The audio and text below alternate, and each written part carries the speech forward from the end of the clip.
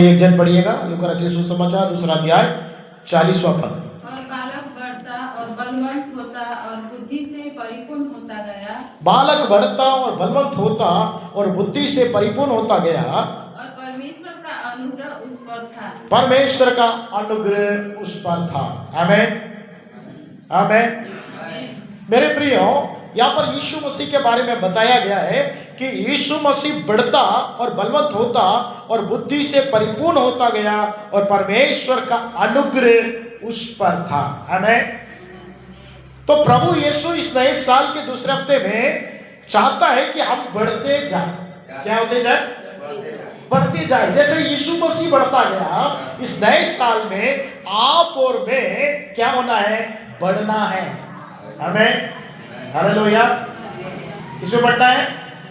विश्वास में बढ़ना है। किसमें बढ़ना है? विश्वास में बढ़ना है। प्रत्येक दिन विश्वास में आप और मैं क्या करना है? बढ़ते जाना है।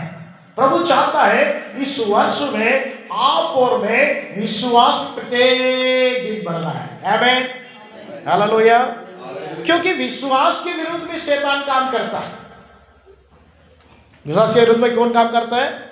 शैतान काम करता है। आपके विश्वास को चुराना चाहता है, आपके विश्वास को नाश करना चाहता है, आपके विश्वास को नष्ट करना चाहता है। अगर आप विश्वास में बने रहेंगे तो प्रत्येक दिन प्रभु के पास प्रार्थना करेंगे, प्रत्येक दिन बाइबल पढ़ेंगे, प्रत्येक दिन परमेश्वर के कलीसिया में संगति में आएंगे और प्रत्येक दिन परमेश्वर को दान देंगे, प्रत्येक दिन परमेश्वर के वचन के अनुसार प्रत्येक दिन जीवन जिएंगे। आमीन हालेलुया।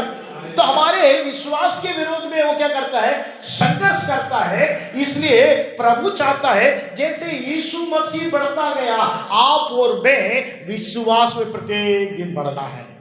आमीन। कैसे बढ़ना है? विश्वास में बढ़ना है। तो विश्वास में बढ़ने के लिए हमें क्या करना पड़ेगा? परमेश्वर के वचन को सुनना है। आमीन हालेलुया। परमेश्वर क्या करना है? वचन सुनना है। रोमियो 10वें अध्याय के 17 पद में लिखा है, रोमियो 10वें अध्याय के 17 पद में लिखा है, सो विश्वास सुनने से, सुनना मसीह के वचन से होता है। क्या करना है? विश्वास कब आएगा? सुनने से आता है। कैसे आता है? सुनने से। हम दुनिया में बहुत सारे शोर गुल सुनते हैं, लोगों की आवाज सुनते हैं, है ना, परिवार वालों की आवाज को सुनते हैं, लेकिन हमारा क्या हो जाता है? विश्वास चला जाता है। लोगों की आवाज सुन के क्या होता है? पति की आवाज सुना, पति लड़ाई किया तो जो विश्वास था अंदर में क्या हो गया? चला गया। पत्नी ने लड़ाई किया और पत्नी की लड़ाई की शब्द सुनकर अंदर का विश्वास चला गया। बच्चों ने वो बात नहीं मानी, उनकी बातों को, उनके शोरगुल को और उनके जो आज्ञाहीनता के कारण हमारे अंदर में जो विश्वास था वो क्या हो गया? चला गया। तो लोगों की आवाज सुन सुनकर हमारा विश्वास क्या होता है? चला जाता है। लेकिन प्रभु का वचन कहता है प्रभु की बात को सुनने से क्या होता है? विश्वास आता है। आमीन। क्यों कलीसिया आना है? क्योंकि कलीसिया में परमेश्वर के वचन को सुनते हैं, परमेश्वर के वचन को सुनते हैं। सुनने से क्या आता है? हमारे अंदर में विश्वास आता है। तो ये 365 दिन परमेश्वर ने हमें दिया है। नए साल में 2026 में 365 दिन आपको और मुझको दिया है। दूसरे हफ्ते में हम लोग पहले दिन में हम प्रवेश किए हैं, तो बाकी के दिनों में हम विश्वास में बने रहना है। तो परमेश्वर के वचन को सुनते रहना है, परमेश्वर के वचन को पढ़ते रहना है, तब हम विश्वास में बनते रहेंगे। आमीन हालेलुया।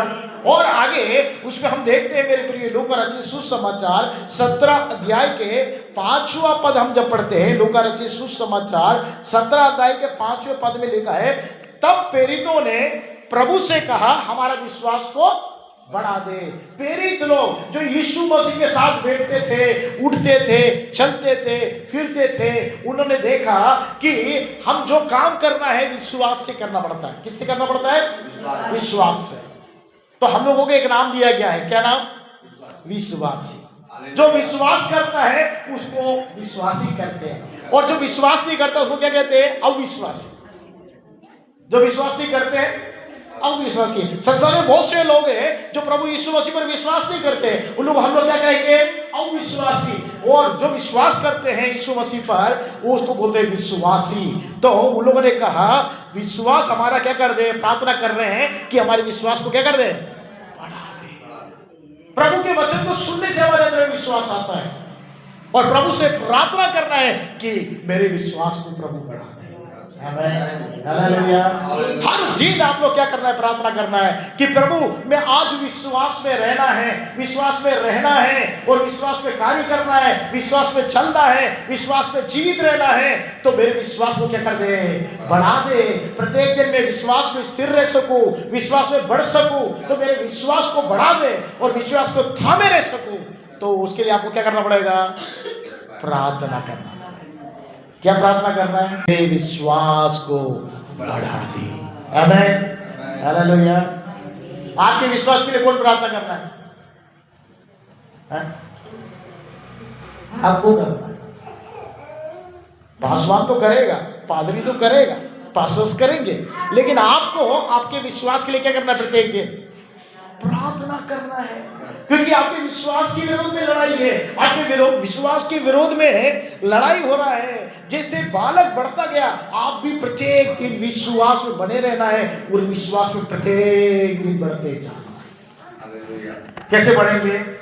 प्रभु के वचन सुनने से आपके अंदर में विश्वास आएगा और प्रभु से प्रार्थना करेंगे तो आपके अंदर में क्या आएगा? विश्वास आएगा। हमने देखते हैं कि अविश्वास में वो बढ़ते गए।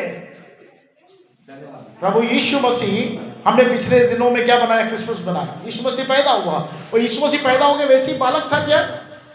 बच्चा के रूप में था क्या यीशु मसीह? नहीं ना। क्या किया? बढ़ता गया। आपके जो बच्चे हैं जो पैदा हुए वो वैसा ही रहेगा तो क्या लगेगा आपको? 5 साल का हो गया लेकिन नहीं चल रहा है, फिर रहा है, बोल नहीं रहा है, बात नहीं कर रहा है, क्या करोगे आप लोग? लेकर उसको डॉक्टर के पास दोगे, क्योंकि उसको हर दिन उसको बढ़ना है लेकिन वो बढ़ नहीं रहा है।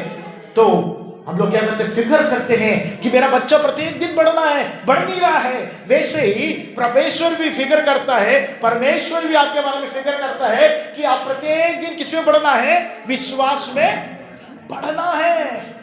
तो विश्वास में बढ़ने के लिए आपको क्या करना पड़ेगा? प्रत्येक दिन परमेश्वर का वचन पढ़ना है, ध्यान करना है और उसके लिए प्रार्थना करना है कि प्रभु मुझे विश्वास में प्रत्येक दिन बढ़ाते जा। आमीन। विश्वास करने वाले के लिए सब कुछ संभव है। अगर आपके अंदर भी बीमारी है, बीमारी से चंगाई प्राप्त करना चाहते हैं तो आपको विश्वास करना पड़ेगा मेरी बीमारी से मुझे चंगाई देने वाला परमेश्वर है। अब विश्वास करके प्रार्थना करेंगे, अब चंगी हो जाओगे। चंगाई के लिए क्या चाहिए? विश्वास चाहिए। विश्वास के साथ प्रार्थना चाहिए। 2 हाथ को बजाएंगे तब ताली बजती है, एक हाथ बजाएंगे तो क्या नहीं मिलेगा? ताली नहीं बजती। तो वैसे एक विश्वास है, दूसरा प्रार्थना है ना। विश्वास के साथ जब आप प्रार्थना करोगे तो परमेश्वर आपकी प्रार्थना को सुनता है। आमीन, हालेलुया। आपके घर में क्या भी कुछ भी कमी हो, आपको विश्वास करना पड़ेगा मेरा परमेश्वर मेरी जरूरतों को पूर्ण करने में सामर्थ्य है। तो उसके लिए क्या करना पड़ेगा? आपको विश्वास करना पड़ेगा। विश्वास के बिना भी प्रार्थना कर सकते हैं लेकिन आपका प्रार्थना का कोई जवाब उत्तर नहीं मिलेगा। लेकिन आपको विश्वास करना है कि मैंने जो विश्वास किया, प्रार्थना किया, परमेश्वर ने सुन लिया है, उसे पूरा कर दिया है। आमीन, हालेलुया। तो विश्वास के द्वारा हम जो कुछ मांगते हैं उसे परमेश्वर क्या करता है? पूरा करने में सामर्थी परमेश्वर है कि परमेश्वर का वचन कहता है। हम निकाल लेंगे मरकुस रचित सुसमाचार, निकालेंगे मरकुस रचित सुसमाचार 11वां अध्याय हम निकालते हैं और 24वां पद में लिखा है, मरकुस रचित सुसमाचार 11 का 24 में लिखा है कि इसलिए तुमसे मैं कहता हूं जो कुछ तुम प्रार्थना में मांगो तो प्रतीति करो कि तुम्हें मिल गया, तुम्हारे लिए हो जाएगा। क्या लिखा है? प्रार्थना में जो कुछ मांगो विश्वास करो कि मिल गया है। आप लोग ध्यान से सुनिए, विश्वास करो, क्या करना है? मिल गया है। हम प्रार्थना करते हैं लेकिन विश्वास नहीं करते। प्रार्थना के साथ क्या जुड़ना चाहिए? विश्वास। आमीन, इसलिए मैं बोल रहा हूं विश्वास में हमें बने रहना है, विश्वास में प्रत्येक दिन बढ़ना है। हमें हालेलुया। आप अपने हाथ में मोबाइल रखें, अगर आप इस्तेमाल करोगे, मोबाइल को इस्तेमाल करोगे, क्या होगा, जल्दी से क्या हो जाएगा, उसका चार्ज खत्म हो जाएगा, है ना। नहीं इस्तेमाल करोगे तो भी धीरे धीरे धीरे चार्ज कम हो जाएगा। अगले दिन रात में क्या करोगे, आप देखोगे अरे मेरा मोबाइल मैंने इस्तेमाल नहीं किया लेकिन उसका चार्ज कम हो गया, आप क्या करोगे, उसको ले जाके चार्ज पे लगाओगे, नहीं लगाते कि नहीं लगाते। वैसे ही प्रत्येक दिन आप विश्वास में चार्ज होना है। Amen hallelujah. प्रत्येक दिन विश्वास में कैसे चार्ज होगे, परमेश्वर के वचन पढ़ने से, परमेश्वर के वचन सुनने से, प्रत्येक दिन परमेश्वर से प्रार्थना करने पर आप विश्वास में क्या हो जाओगे, प्रत्येक दिन बने रहोगे और विश्वास से ही बड़े बड़े कार्य करेंगे। इब्रानी की पत्री 11वां अध्याय में हम देखते हैं मेरे प्रियो, इब्रानी की पत्री 11वां अध्याय में कि वहां पर विश्वास का एक पटिया दिया हुआ है। 11वां अध्याय में दिया है विश्वास का एक पूरा पटिया दिया है। उन लोगों ने क्या किया है, विश्वास से बड़े बड़े काम किए। किससे काम किए, विश्वास से। आबेल ने क्या किया, विश्वास से परमेश्वर को क्या किया, अच्छा बलिदान दिया जिसे परमेश्वर ने ग्रहण कर लिया। जो बलिदान चढ़ाया उसने, उसको किसने ग्रहण कर लिया, परमेश्वर ने। कैसे ग्रहण किया, विश्वास से चढ़ाया। Amen hallelujah. उत्तम बलिदान मात्र नहीं, विश्वास से चढ़ाया, इसलिए उसे परमेश्वर ने क्या कर दिया, ग्रहण कर लिया करके हम पढ़ते हैं। और विश्वास से हानोक क्या किया, परमेश्वर के साथ साथ चला। परमेश्वर के साथ चलने के लिए क्या चाहिए आपको, विश्वास। 365 दिन है हमारे इस साल में, और परमेश्वर के साथ चलने के लिए क्या चाहिए आपको, विश्वास के बिना आप परमेश्वर के साथ नहीं चल सकते। विश्वास के बिना परमेश्वर के साथ नहीं चल सकते। आपके अंदर में विश्वास होना चाहिए। इसलिए विश्वास को छुड़ाने के लिए शैतान योजना बनाता है, युक्ति करता है। इसलिए परमेश्वर चाहता है आप विश्वास के लिए प्रार्थना करें। क्या करना है, प्रार्थना करना, क्योंकि विश्वास में आपको क्या करना है, बढ़ना है। बालक बढ़ा वैसे आप भी विश्वास में बढ़ना है, विश्वास को थामे रहना है, क्योंकि विश्वास के द्वारा ही आप प्रत्येक दिन परमेश्वर के साथ चल फिर सकते हो। और विश्वास से ही वहां पे लिखा है, नूह ने क्या किया कि एक नाव बनाया, जहाज बनाया। क्या बनाया, जहाज। उसमें वर्षा नहीं हुई, बारिश नहीं हुआ, उसने बारिश नहीं देखा। परमेश्वर ने बोला इस संसार को मैं नाश करूंगा क्योंकि ये दुष्ट लोग भर गए हैं। तो नूह ने क्या किया, परमेश्वर की आज्ञा को माना। कैसे माना, विश्वास।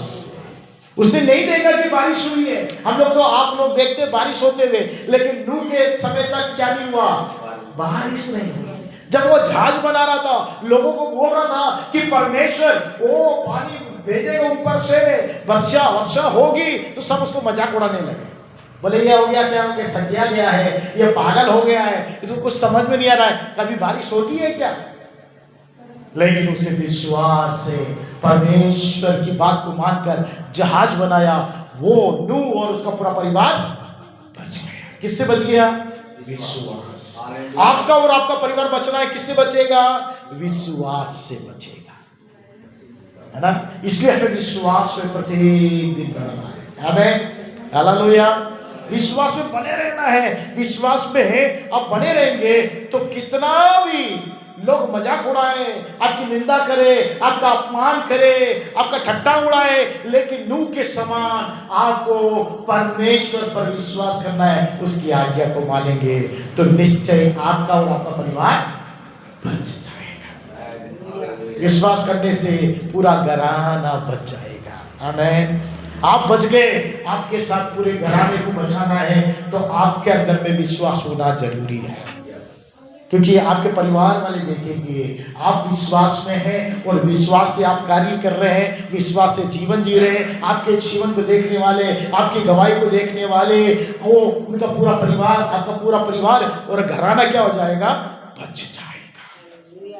नूह ने अपने पूरे परिवार को क्या कर दिया, बचा दिया करके हम पढ़ते हैं। और विश्वास से अब्राहम को जब परमेश्वर ने बुलाया, उसको मालूम नहीं था कहाँ जाना है, चला गया। हमें, आप और मैं घर से जब निकलते हैं ना, कहाँ जाना मालूम होता है, मालूम होता है कि नहीं, चर्च आना है मालूम है, ना, हमें कहाँ जाना है आज? सुबह चर्च जाना है, हमें मालूम है, तब घर छोड़ के निकलते हैं। लेकिन अब्राहम को मालूम ही नहीं था कहाँ जा रहा है। सोचो आप कैसे परमेश्वर पर विश्वास किया। आमीन। उसको मालूम ही नहीं कहाँ जाना है, लेकिन परमेश्वर ने बोला चल निकल, मैं जो जगह बताऊंगा चले जा। उसको मालूम ही नहीं कौन रहता है, क्या रहते हैं, कौन लोग रहते हैं, कैसे जाति के लोग रहते हैं, क्या होगा मेरा, कुछ नहीं मालूम। लेकिन विश्वास से अब्राहम निकल गया। आमीन। इसलिए उसको विश्वास का पिता का दर्जा बाइबल दिया है। आमीन। हालेलुया। आपको मालूम रहता है कि मुझे मार्केट जाना है तो घर छोड़ के निकलते हैं, बस स्टैंड जाना है दूसरे शहर जाने के लिए तो घर से निकलते हैं, स्टेशन जाना है ट्रेन पकड़ने के लिए तो घर से निकलते हैं। नहीं जाना मालूम नहीं है, प्रभु बोला कि निकल, मैं बताऊंगा चल, तो आप लोग निकलेंगे हैं? घर छोड़ेंगे? नहीं छोड़ेंगे। 10 सवाल पूछेंगे परमेश्वर, बताओ कहाँ जाना है, क्यों जाना है, कहाँ रहना है, क्या खाना है, क्या पहनना है, कुछ नहीं मालूम। लेकिन अब्राहम ने विश्वास किया, इसलिए अब्राहम को क्या दिया गया? बाइबल कहती है वो विश्वास का पिता हो गया। आमीन। हालेलुया। तो हम परमेश्वर पर ऐसा विश्वास, परमेश्वर जो करने के लिए बोलता है उसको करने के लिए जब तैयार हो जाते हैं तो परमेश्वर से आनंदित होता है। हालेलुया। विश्वास से कार्य करने वाले से परमेश्वर प्रसन्न होता करके नीति वचन में लिखा है। हम विश्वास से काम करने वाले बनना है, तो विश्वास में हमें प्रत्येक दिन बढ़ना पड़ेगा, तभी हम विश्वास में क्या कर सकते हैं? काम कर सकते हैं। आमीन। हालेलुया। और आगे जब हम देखते हैं वहां पे लिखा है कि अब्राहम, इसहाक, याकूब कहां पर, जिस देश में परमेश्वर लेके गया वहां पर कैसे रहे? परदेशी के रूप में। कैसे रहे? सुन रहे आप लोग? कैसे रहा? परदेशी के रूप में रहे। क्यों? क्योंकि उन्होंने बोला कि हम उस स्वर्ग में जाना चाहते हैं जिसे परमेश्वर ने बनाया है। आमीन। हालेलुया। क्या कर रहा है? परदेशी के रूप में रहे। उन्होंने अपने लिए कुछ इमारतें नहीं खड़ी करी, लेकिन परमेश्वर के समुख में परदेशी के रूप में रहे और बोला कि हम उस स्वर्ग देश का वो इंतजार कर रहे हैं जिसे परमेश्वर ने रचा। कैसे? विश्वास। उन्होंने देखा नहीं, स्वर्ग देखा है आपने? हेलो, सुन रहे हैं आप लोग? स्वर्ग देखा है? आप लोगों ने स्वर्ग देखा है? लेकिन हम लोग क्या करते हैं? विश्वास करते हैं। हमें हमारा बनाने वाला परमेश्वर स्वर्ग को बना के रखा है। वहां की रोड कैसी है? सोने की रोड है। परमेश्वर का वचन कहता है, हम विश्वास करते हैं कि वो रोड कैसी होगी? सोने की होगी। इसलिए प्रभु का वचन कहता है वहां कौन नहीं जाएगा? चोर वहां ना प्रवेश करेंगे, डाकू वहां प्रवेश नहीं करेंगे। क्यों? चोर क्या करते हैं? चोरी करते हैं। और वो कहां नहीं जाएंगे? कहां नहीं जाएंगे? स्वर्ग नहीं जाएंगे। क्यों नहीं जाएंगे? क्योंकि उनका आदत क्या है? चोरी करना है कि नहीं? क्या है? चुराना है। इसलिए परमेश्वर का वचन कहता है रोड सोने की है, वहां वो लोग प्रवेश नहीं करेंगे। हमारा परमेश्वर ने बना के रखा है एक स्वर्ग है। परमेश्वर कहता है मैं तुम्हारे लिए एक स्थान को तैयार करने जा रहा हूं और मैं तैयार करने के बाद तुम्हें लेने आऊंगा। हमें लेने के लिए प्रभु यीशु मसीह आएगा। अगर हमारा विश्वास है तो हम प्रभु के साथ उठाए जाएंगे। विश्वास करना है कि प्रभु यीशु मसीह ने जो वादा किया, प्रतिज्ञा किया, वो पूरा करने में सामर्थ्य परमेश्वर है। वो वापस आएगा, मुझे ले जाएगा। उसके लिए क्या करना पड़ेगा? आपके विश्वास को आपको थामे रहना है, विश्वास को प्रत्येक दिन बढ़ना है। किसके विरोध में आपका संघर्ष है मालूम है आपको? प्रत्येक दिन किसमें कुश्ती है? विश्वास में जीवन जीने की कुश्ती है। तो कुश्ती लड़ने वाले आप लोग सुनते हैं, कुश्ती लड़ने वाले के पहलवान लोग क्या करते हैं? बहुत रोज क्या करते हैं? साल में एक आध बार जाके लड़ाई करेंगे, लेकिन क्या करेंगे? रोज क्या करेंगे? एक्सरसाइज करेंगे, कुश्ती के लिए तैयारी करेंगे। है करते कि नहीं? साल में एक बार लड़ने के लिए आ रहे, बाद में करके सोचते हैं क्या लोग? रोज अपने आप को तैयार करना है। वैसे आपको और मुझको क्या करना पड़ेगा? रोज विश्वास में अच्छी कुश्ती लड़कर तैयार होना पड़ेगा। तब ही प्रभु यीशु आएगा तो हम उसके साथ ले लिए जाएंगे। आमीन। हालेलुया। वो स्वर्ग का स्थान हमारा हो जाएगा करके परमेश्वर का वचन कहता है। हमने पढ़ा लूका रचित सुसमाचार 2 अध्याय 40 पद में वहाँ लिखा है कि बालक जो है क्या हुआ, बढ़ता गया और बलवंत होता गया। क्या होता गया? बलवंत होता गया। आपको बढ़ना है, किसमें बढ़ना है? विश्वास में। किसमें बढ़ना है? विश्वास में। और वो बलवंत होता गया। तो प्रभु का वचन कहता है, इफिसियों की पत्री निकालेंगे 6वां अध्याय 10वां पद, इफिसियों की पत्री 6 का 10 पढ़िए कोई एक जन। इसीलिए प्रभु में और उसके शक्ति के प्रभाव में बलवंत बनो। किसमें बलवंत बनना है? प्रभु में और उसकी शक्ति में, प्रभाव में बलवंत बनो। अब वो बालक क्या हुआ? बढ़ता गया और बलवंत होता गया। आपको विश्वास में बढ़ते जाना है और किसमें बलवंत होना है? प्रभु में बलवंत होना है, प्रभु की शक्ति में बलवंत होना है, प्रभु के प्रभाव में क्या होना है? बलवंत होना है। हमें सुन रहे आप लोग? किसमें बढ़ना है? प्रभु में बलवंत होना है। प्रभु को बहुत लोग जानते ही नहीं है। सुन रहे आप लोग मेरी बात को? प्रभु को जानते ही नहीं है, पहचानते ही नहीं है। प्रभु को प्रत्येक दिन जानना, पहचानना है और प्रभु से बात करना है, प्रभु के संग चलना है, प्रभु की बातों को सीखना है, उसके अनुसार चलना है। उसमें क्या है? प्रभु को क्या करना है? उसमें बलवंत होते जाना है शक्ति में। किसमें? शक्ति में। लड़का बालक बढ़ता गया और बलवंत हुआ, और आपको भी बढ़ना है विश्वास में और बलवंत होना है प्रभु में। किसमें? प्रभु में बलवंत होना है। जब तक आप बलवंत नहीं होंगे ना, तब तक आप क्या नहीं खड़े पाएंगे? खड़े नहीं रह पाएंगे। आप लोग सुन रहे हैं? खड़े नहीं रह पाएंगे शैतान के सामने, परिस्थिति के सामने। आपके जीवन जब अच्छी परिस्थिति चलेगी, ठीक है, आज मैं प्रभु की प्रार्थना करूंगी, प्रभु के पास जाऊंगी, प्रभु की स्तुति करूंगी, प्रार्थना करूंगी, लेकिन जब आपके जीवन में क्लेश आएगा, तकलीफ आएगा, कष्ट आएगा, बीमारी आएगा, तो आप खड़े नहीं रह पाओगे, क्योंकि प्रभु में क्या नहीं है? अभी बलवंत नहीं हुए। हमें क्या होता है? बच्चा जब बढ़ता जाता है तो वो सिर्फ बढ़ता अकेले नहीं है, बलवंत होता है। बलवंत होने के लिए क्या करते हैं? अच्छा भोजन देते हैं। क्या देते? अच्छा भोजन देते हैं। जब छोटा बच्चा रहता है तो उसको क्या करते हैं? हम लोग सिर्फ दूध पिलाते हैं उसको, लेकिन जब बढ़ने के लिए, बलवंत होने के लिए उसको अच्छा पकवान खिलाते हैं, अच्छा भोजन खिलाते हैं, है ना? अच्छा भोजन खाएंगे तो क्या होगा? अच्छा बिरयानी खाएगा तो क्या होगा? उसको शरीर में बल आएगा, बलवंत होगा। आपको मालूम है जो कुश्ती लड़ते हैं वो बलवंत होते हैं। क्यों? रोज कितना अंडा खाते हैं? 12 अंडा खाते हैं, है ना? क्या खाते हैं? और एक पूरा चिकन, बॉइल्ड चिकन खाते। एक जो बॉडी बिल्डर था उससे मैं पूछ रहा था कि भाई आप क्या खाते हो ये सब के लिए? बोले पूरा बॉइल्ड एक चिकन पूरा रोज मैं खाता हूँ, कम से कम 6 से 12 अंडा मैं रोज खाता हूँ, और उसके बाद मैं क्या करता हूँ? एक्सरसाइज करता हूँ, तो उसका शरीर बिल्कुल बिल्कुल टच रहता है। मालूम है? ऐसा बलवंत हो जाता है।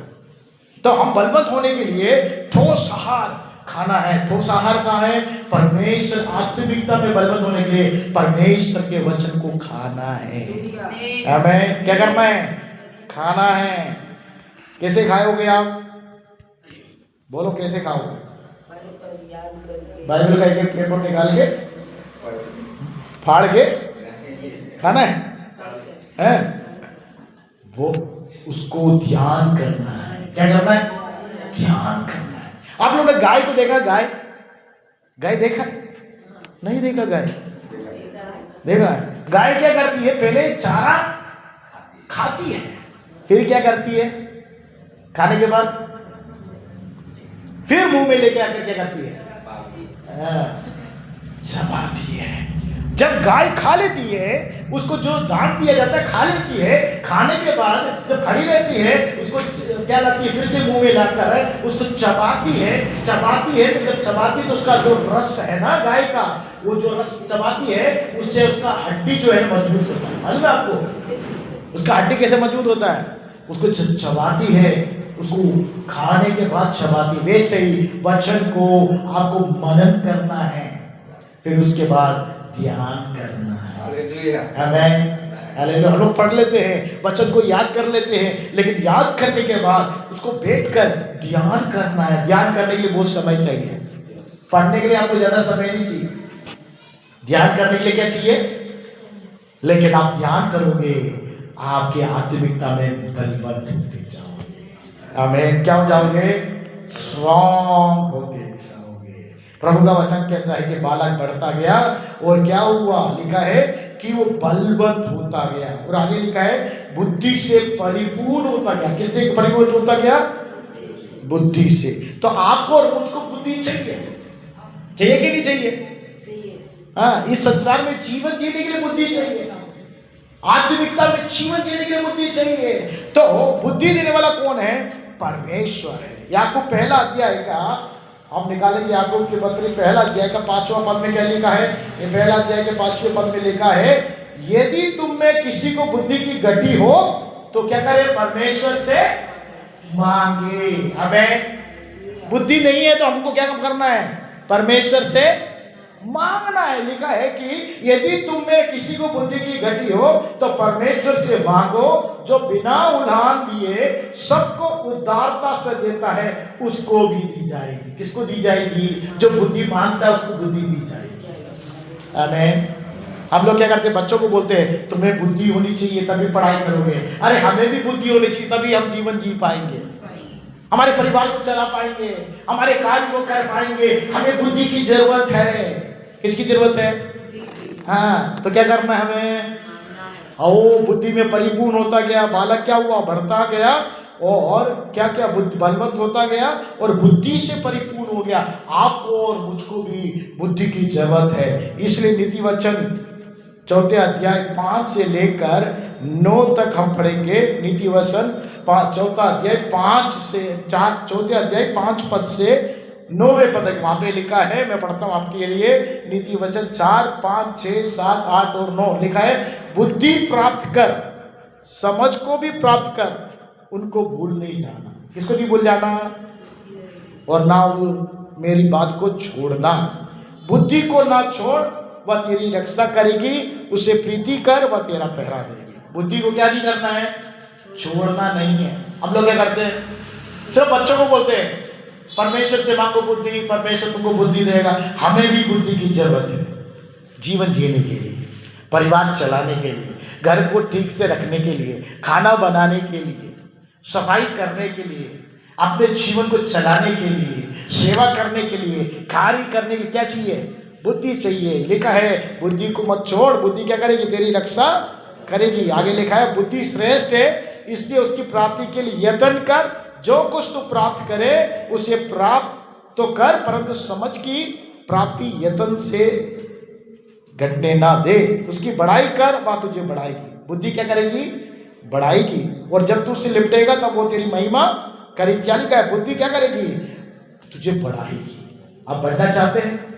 इस साल में बढ़ना चाहते हैं तो आपको बढ़ाने वाली बुद्धि है, इसलिए परमेश्वर से मांगना है। आपको महिमा चाहिए, बुद्धि आपको क्या करेगी?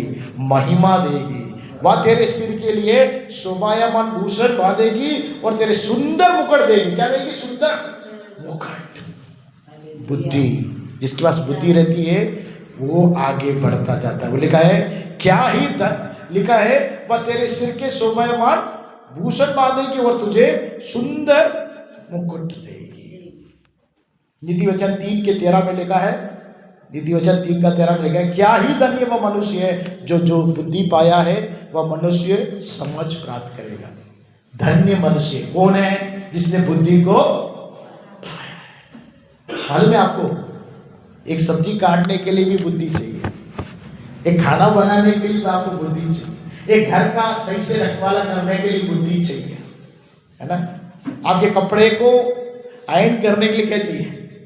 बुद्धि चाहिए। नहीं तो क्या आप अपने हाथ को जला लोगे। हाँ, कैसे इस्तेमाल करना मालूम होना चाहिए, है ना। गाड़ी चलाने के लिए बुद्धि चाहिए, मोबाइल चलाने के लिए बुद्धि चाहिए, है ना। काम करने के लिए बुद्धि चाहिए, कार्य करने के लिए बुद्धि चाहिए, चलने फिरने के लिए बुद्धि चाहिए। कहीं भी पैर डालोगे तो फिसल जाओगे, है ना। तो परमेश्वर चाहता है बुद्धि में उनके लोग परिपूर्ण हो। आमीन। तो हमें क्या करना है? जैसे यीशु मसीह बढ़ता गया वैसे हमें विश्वास में बढ़ना है और बलवंत होना है प्रभु में और बुद्धि से परिपूर्ण होते जाना है। और आगे लिखा है लूका रचित सुसमाचार दूसरा अध्याय का 52 पद अगर आप पढ़ेंगे 52 पद को हम निकालेंगे। लूका रचित सुसमाचार दूसरा अध्याय का 52 पद में लिखा है यीशु बुद्धि डील डोल में परमेश्वर और मनुष्य के अनुग्रह में क्या हुआ, बढ़ता गया। आमीन, हालेलुया। यीशु मसीह कैसे बढ़ता गया, बुद्धि और डील डोल में। आपके बच्चे डील डोल में, बुद्धि और डील डोल में बढ़ना है। आप भी प्रत्येक दिन विश्वास के आधार में, बलवंत होने में, बुद्धि में, डील डोल में आप बढ़ना है।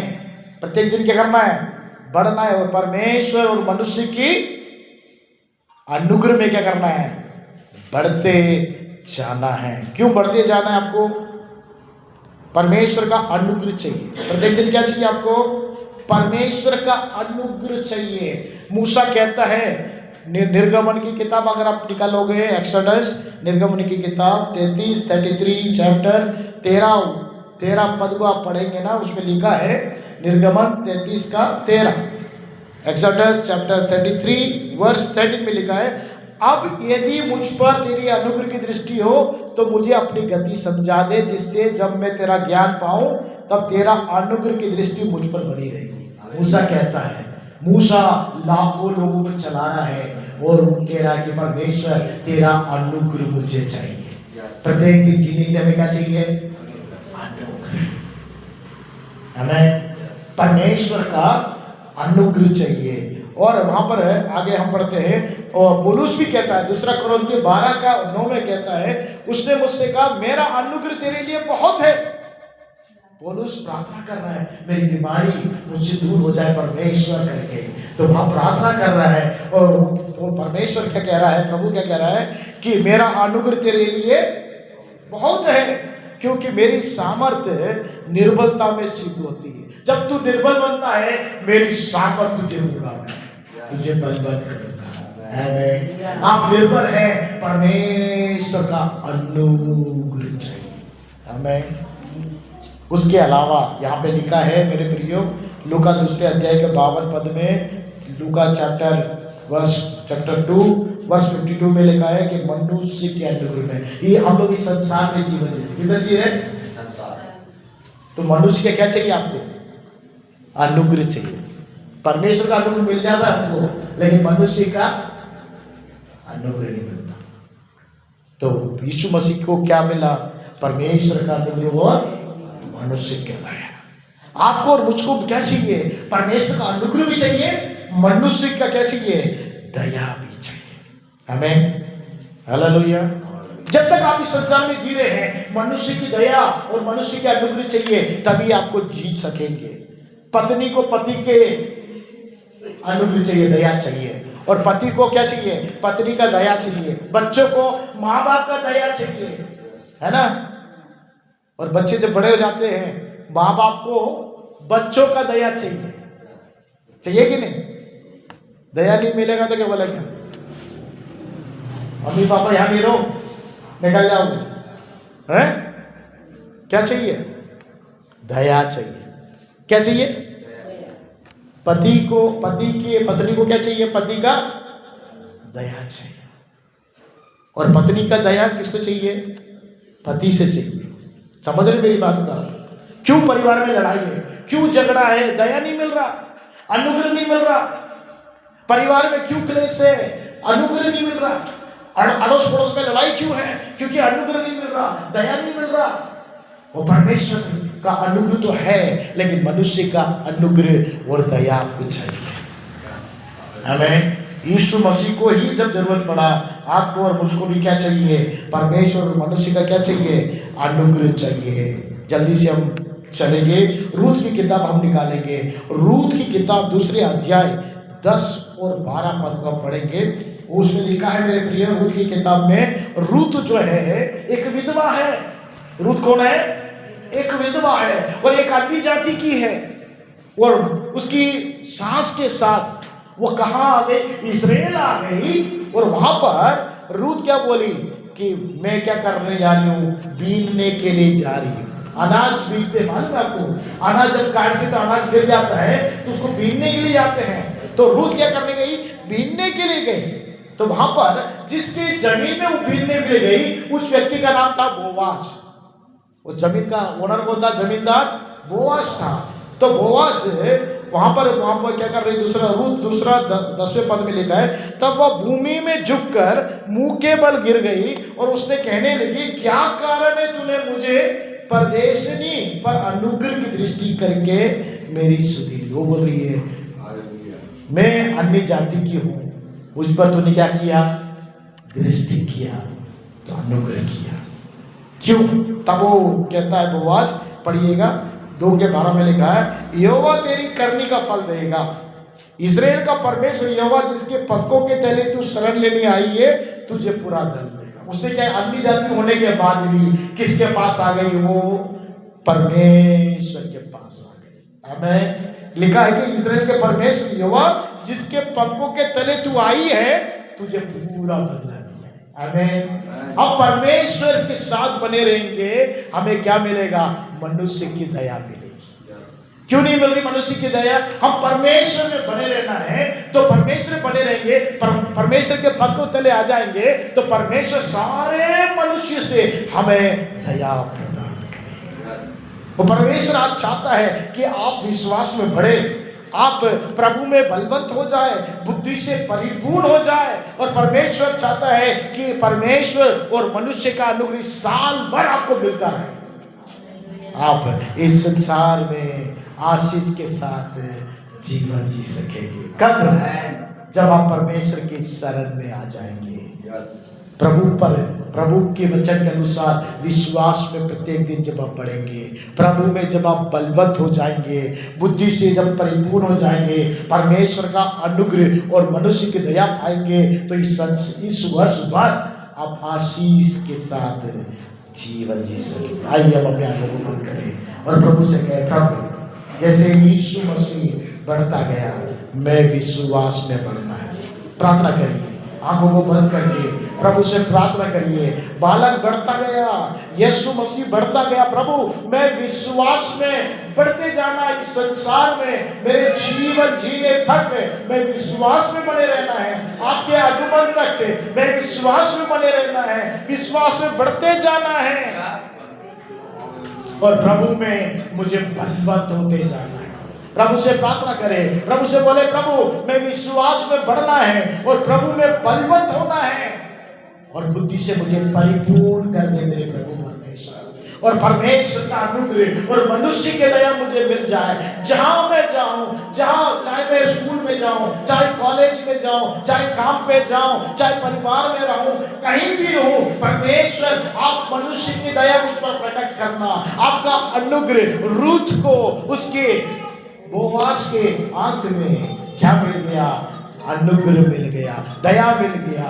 आपको भी परमेश्वर चाहता है इस संसार में जीवन जीने के लिए मनुष्य की दया और मनुष्य का अनुग्रह रहना चाहिए, तब ही संसार में हम जी सकेंगे। आइए हम अपने स्थान में खड़े हो जाए और प्रभु से प्रार्थना करें कि प्रभु जैसे यीशु मसीह बढ़ता गया, ये दूसरे हफ्ते में, इस साल के दूसरे हफ्ते में हम आए हैं और प्रभु चाहता है कि हम बढ़ते जाएं, विश्वास में बढ़ते जाए। विश्वास में बढ़ते जाना है तो परमेश्वर के वचनों को सुनना है। परमेश्वर के वचनों को सुनने से हमारे अंदर में विश्वास आएगा। परमेश्वर के समूह में प्रार्थना करने से हम विश्वास में बढ़ जाएंगे और जैसे बालक बढ़ता और बलवंत होता गया, हमें प्रभु में और प्रभु की शक्ति में बलवंत होना है। तो प्रभु के वचनों को ध्यान करना है। जब हम ध्यान करेंगे तो प्रभु में और प्रभु के वचनों में हम बलवंत हो जाएंगे मेरे प्रभु। हालेलुया।